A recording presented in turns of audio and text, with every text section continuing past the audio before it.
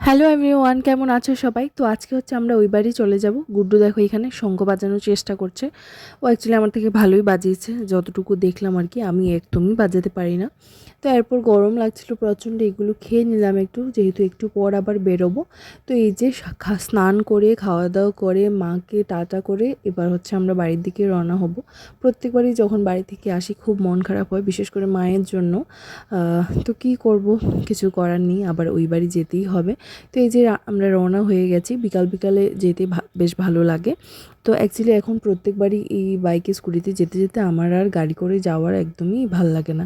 তো এরপর এসে আর আমি কোনো ব্লগ করিনি, রেস্ট করছিলাম। তো পরের দিন ছিল আবার শিব পুজো। আমি বাড়ি থেকে সব নিয়ে এসেছি, ফুল টুল যা লাগে, আর আসার পথে দোকান থেকে ফলও নিয়ে এসেছিলাম। তো সব এই যে নিয়ে পরদিন মানে শিব পুজোর দিন আমরা মন্দিরে চলে গেছি। পরের পার্টে তোমাদের দেখাবো যে আমরা পুজো করলাম। এই যে আমি থালা